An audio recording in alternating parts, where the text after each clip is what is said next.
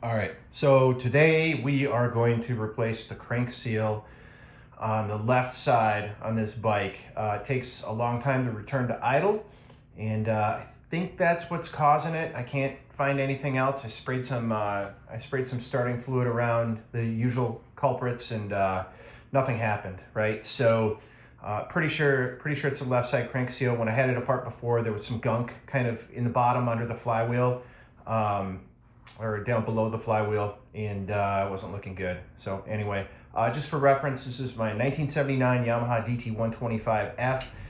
It's a former USDA Department of Forestry bike. It had 1,856 miles on it when I got it for free, and it had no spark. Carburetor had not been cleaned. It was all gunked up, and had no compression. I put a Malaysian CDI on it, which I'll show you, and I'll show you how it compares to my old one, because there is a slight difference in one of the coils on there. I had to replace the ignition coil as well. It ran, but it was the case. It must have been cracked somewhere or something. So occasionally it would spark out of the side of the case, and that sort of thing. So anyway, let's. I got all my tools over here, ready to go for this, and let's do it. It shouldn't take very long. So first thing we got to do is take this cover off. There's 1, 2, 3, 4, 5, 6 screws. These were all stripped out when I got the bike. Somebody was using the wrong screwdriver on it, so I replaced them. I bought stainless steel ones. They're way stronger than the originals. They're also not magnetic, so when I drop them in my little magnetic holder, they don't stay in there.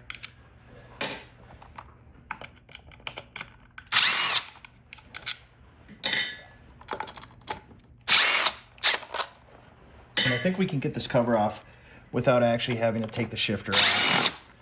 Pretty sure that comes off.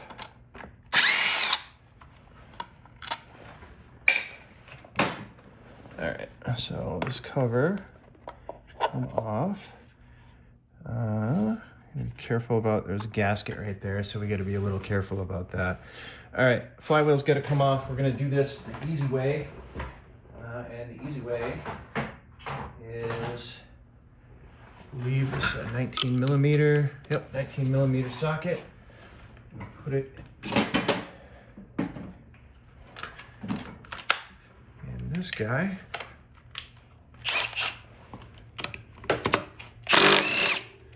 All right, that is off. We will put that there. And then we gotta get this washer out of here.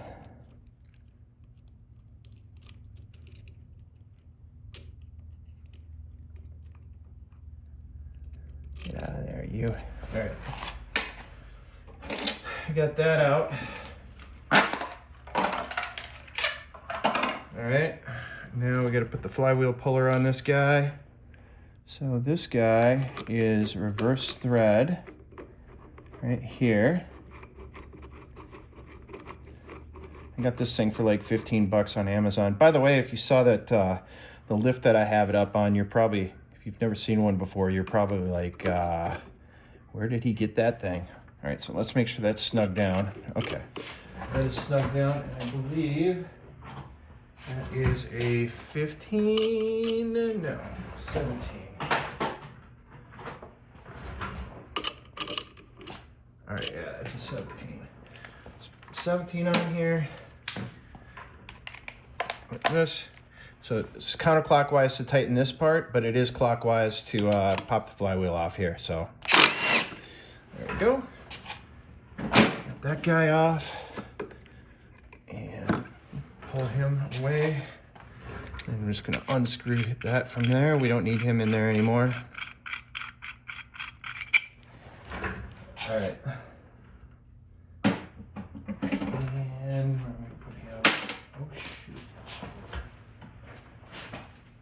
I forgot there are 2 washers in here. There's a regular washer and a lock washer inside the end of the flywheel. So can you see this guy? Yeah, you can see him. All right, so this is the Malaysian CDI retrofit kit for this bike. So notice no points, no condensers, or anything like that. One thing that you'll notice on it is there's a white separator right there on this coil and a white separator right here on this coil. So there are three separate circuits on here. So this coil has 4 wires coming out of it, and my old one there's only 3. And if you look at this coil, so this would go in like this. There's a separator here, but there isn't a third one, right? There's like an overlapping wire, but there's not a third one. So basically, 2 of these are joined together, and I think on the Southeast Asian bikes, it looked like when I was looking at the wiring diagram, one of these wires operates the lights on the dash, so on the gauges, and then the other one operates all of the other lights on the bike, or the headlight. And on the American version, it's just one wire that operates all of that stuff. So I only have one of these coils hooked up right now. The other wire it's hanging up in there somewhere, doing nothing. And it made the headlight the headlight was really dim. And so I think it wasn't getting enough power. So I ended up doing an LED headlight retrofit. It's glass headlight, but it takes an H4 bulb. And I found a 6-volt bulb with a bridge rectifier in it, so it doesn't flicker at all. So anyway, this kit is awesome, by the way. It was $150. I forgot the name of the website. I'll try to find it and I'll post it. But yeah, literally $150. And it's got slots in it, so you can change the timing. But it's got a little detent in there for the middle. And I just put these screws into the middle. I got screws that were, I put the original angled screws back in so they would go into the detent or whatever. And it's timed perfectly. I checked it with a timing light and stuff like that. So let's get this guy out of here. Switch batteries. I should go grab another one, but we'll do this. Okay, got that one out.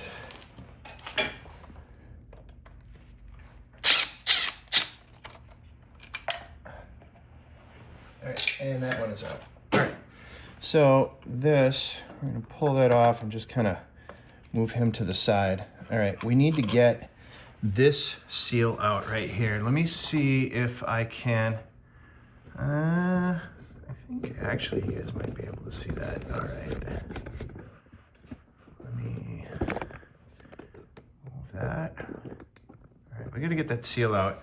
So the important part when taking this seal out is you don't want to scratch the shaft or the inside of the case, so that seal is going to leak. Now you got a big problem, because in order to fix it, you've got to take the whole engine apart and split the case. And pretty sure there's no cranks available for these anymore. Here's the new seal, by the way. I think this is the right seal. Otherwise, I've got the other one. I bought one for each side, but we're only gonna do this side. If the other side leaks, it's gonna get oil in it from the clutch side, and it'll smoke a whole bunch. And it is not smoking a whole bunch. So we don't have to worry about that. So I'm gonna try a couple of things here. Well, hopefully I only have to try one thing. I'm gonna try to pull this seal out by taking this pick, and I'm gonna slide that pick kind of in between here, and then I'm gonna rotate it to the side, and I'm gonna pull on it and see if it comes out. If it doesn't, we're gonna have to resort to more, I just bent my pick. We're gonna have to resort to more drastic measures. So let's see, I do have a seal puller here, but I don't know, don't know if I can get this in there. We will try though. So this seal puller, I'm gonna put it in. I don't think it's gonna fit. I think it's too wide. It is, it's too wide. This works on the countershaft seal because the countershaft seal has a bushing in it. So let's do this. Let me try this guy again. The other option here is to get a punch and then drill it a little bit and then get a screw kind of turned into it and then pull it out with that screw. So we have to drill this guy, unfortunately. So there's our screw. I'm gonna drill him right on the side, right there. Oh, that's interesting. Since it now moved, when I tapped on it like that, I think that we might actually be able to get this out of there.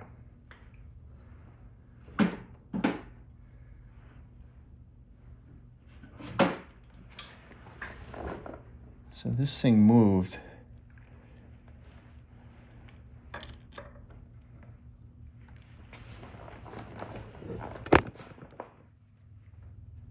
Oh, there we go. Got it. All right. All right, so we got this out. The seal itself, I mean, other than what I did to it, it doesn't look terrible. But this bike is 40 some years old, right? And then this is just a spring. This is not an O-ring. This is the spring that goes on the inside of the seal. Oh, is there some cracking in there? There might be. Anyway. All right, so we got our seal out. Get rid of him. Let's clean this up a little bit.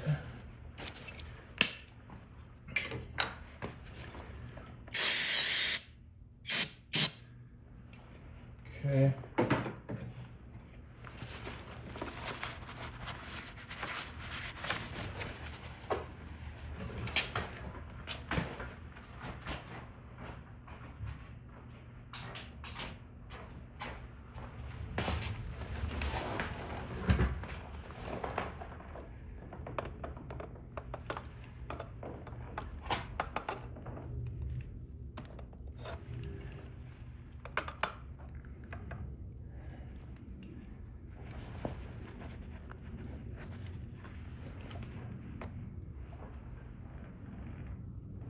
All right, I don't see any scratching on this. All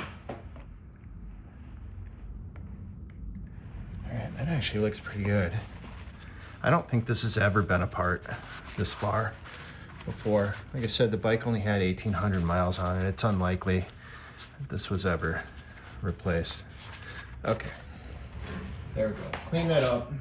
We'll get our new seal.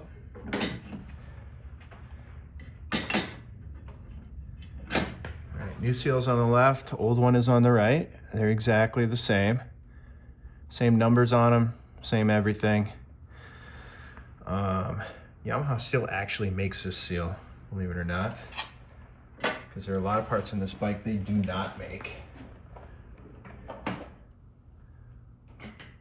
we're gonna put a little bit of grease around the inside of this guy.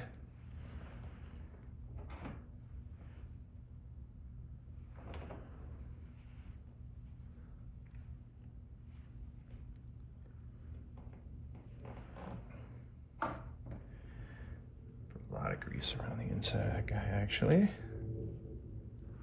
All right, and then put a little bit of grease on the shaft here. If I can get it in there. Just kind of help us slide this thing on. And that'll push in. That'll push in when I push this in. And then we're gonna grease the outside of the seal as well. So here's the thing with the outside of the seal. Some of the videos you see, people will put gasket sealer around the outside of this seal. It is unlikely the outside of this seal is gonna leak before the inside of the seal leaks. And the reason for that is the outside of the seal isn't moving against the case, but this shaft is moving against the inside. If you put gasket sealer on the outside of this thing, it makes it a nightmare to take back out. So probably don't do that. I never do that, and I've never had a problem. So I just put grease around the outside. All right, this guy is greased up. I'm gonna put him in there like that. And you wanna get this in there as evenly as you can. If you get it crooked or anything like that, you're gonna have a bad day, because number one, you probably wreck the seal, and number two, it's just a pain to get back out. So I think how we're gonna do this to get this in evenly is, this is literally the only thing that I could find that fit perfectly on that seal, and it's a tube for a vacuum cleaner. So I'm gonna put this right like that, and we're gonna give him some light taps. Camera's in the way, actually.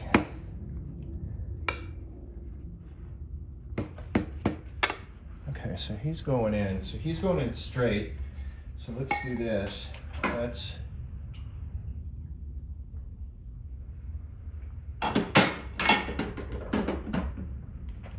take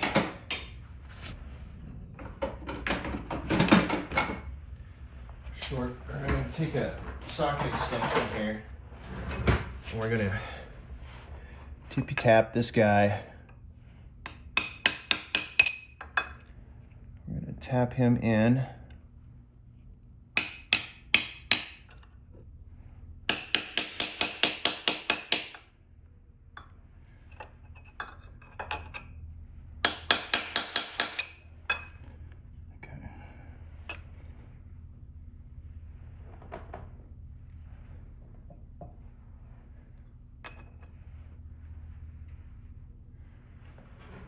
So I think that's pretty good. It's nice and even with the case. I am not going to put this back on with the impact. That is not a good idea. Make sure you get that little rubber grommet back in the top there. Make sure that fits in there. Then put one right there. Make sure he goes into that little detent.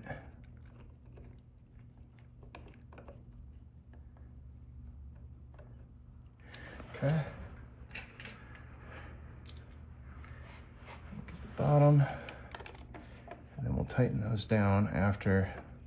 Whatever you do, don't strip these out. They don't need to be like crazy tight. But if you strip these out, you'll strip out the case, and then you're gonna have to put a helicoil or something like that. And that's no fun. All right, so those are back together. This little rubber grommet's back in place. And gonna get our flywheel back on. Our Woodruff key is right there. Our slot in the flywheel is right there. So we are going to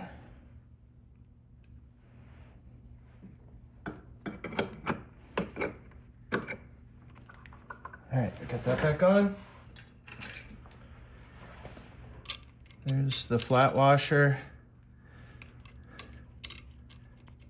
There's the lock washer.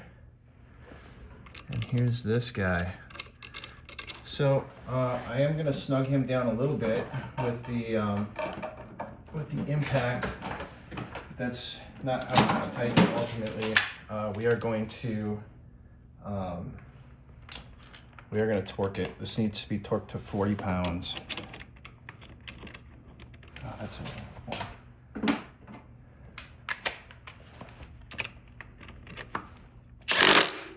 All right, so that's torqued down. So there's actually a trick to this. This is gonna wanna spin. So we are gonna take the spark plug out. Let me back this up here a little bit. So we're going to take the spark plug out quick.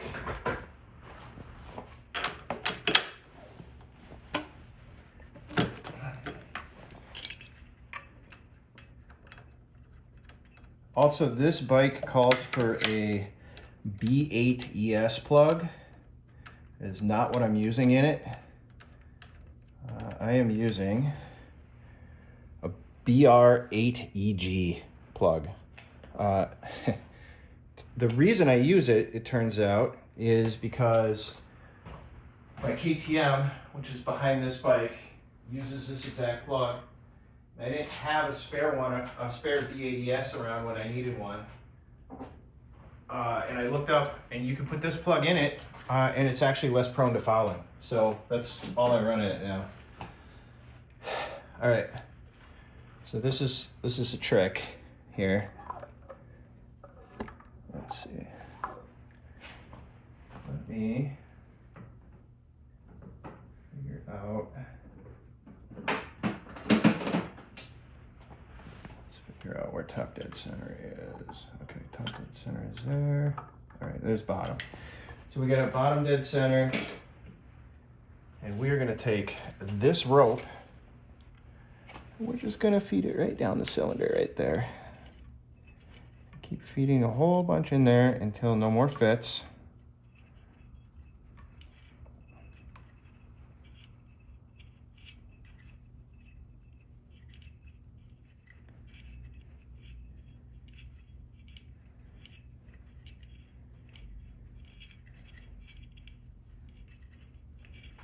So what happens with this is when you turn that flywheel over, it tries to compress the rope. Rope doesn't compress very well, and it stops it from moving, and it allows you to torque this down to 40 pounds. So.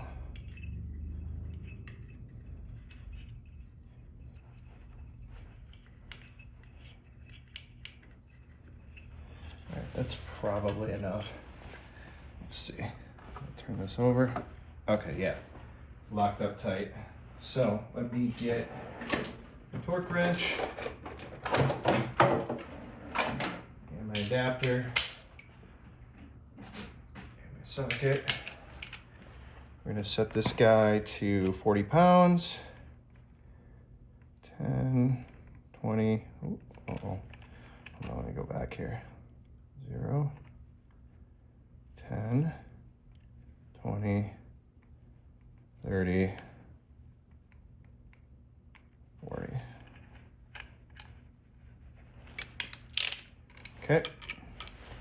You can see that just a little bit. All right.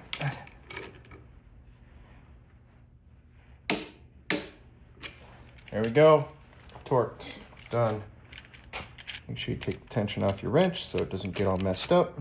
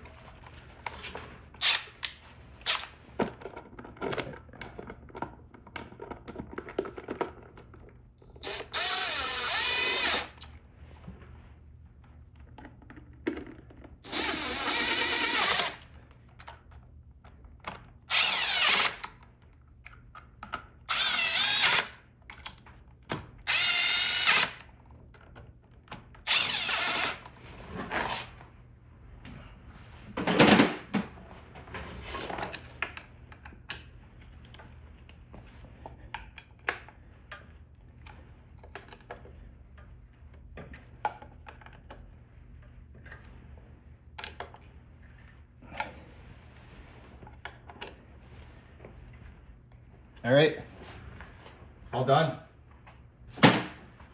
So now I got to get the get the rope out of there. All right, let's get the plug back in.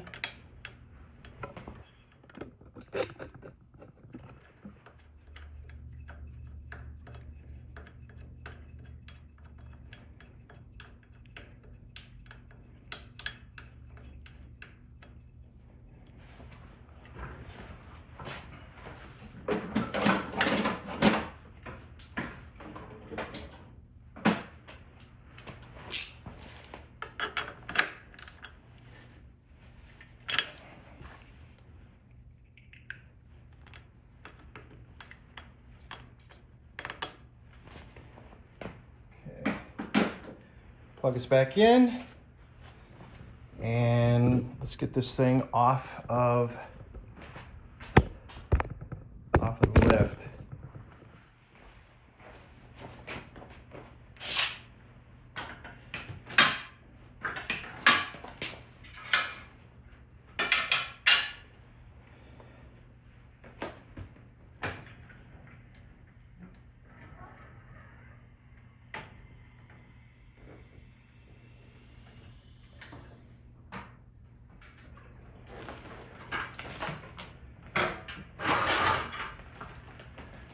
All right, let's see if this thing starts.